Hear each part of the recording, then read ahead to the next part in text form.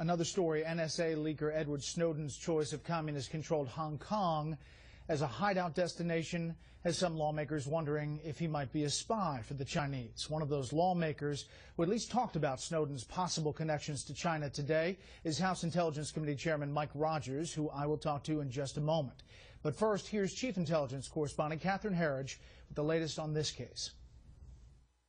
Asked whether NSA leaker Edward Snowden was a spy or had defected to China, the House Intelligence Committee leadership left the door open. We're going to make sure that there's a thorough scrub of what his China connections are. It seems unusual that he would be in China and asking for protection of the Chinese government, giving press conferences to Chinese media. The White House is backing up NSA Director General Keith Alexander, who claims controversial data collection programs are providing primary investigative leads. These programs, authorized by Congress, overseen by Congress and federal judges, overseen with internal checks and balances within the executive branch, were found to be directly effective in thwarting terrorist attacks. But there are persistent questions over whether NSA programs were first to uncover critical intelligence about New York City subway plotter Najibullah Zazi and convicted terrorist David Headley, or whether the NSA programs confirmed leads already generated by foreign intelligence services.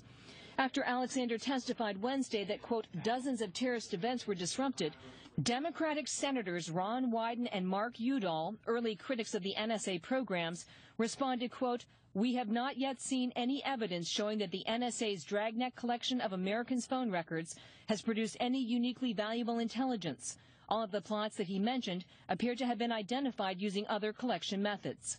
After a classified briefing today, Alexander made a statement but took no questions. What we owe you, the American people, is now how good is that, with some statistics. In sworn testimony, FBI Director Robert Mueller tried to make the case that NSA's controversial data collection would likely have prevented 9/11 by connecting phone records of hijacker Khalid al-Mihdhar in San Diego with an al-Qaeda safe house in Yemen. If we had the telephone number from Yemen, we would have matched it up to that telephone number in San Diego. Democrats are divided on the program's efficiency. I am not persuaded.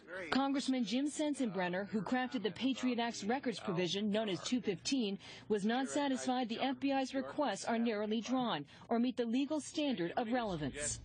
The head of the Senate Intelligence Committee, Senator Dianne Feinstein, says a list of plots disrupted by NSA programs may be declassified as early as Monday. Asked whether a court order is needed for investigators to sift through the phone records of American citizens, Feinstein said no, adding court approval is mandatory to read the content. Brett. Catherine, thank you. You're welcome.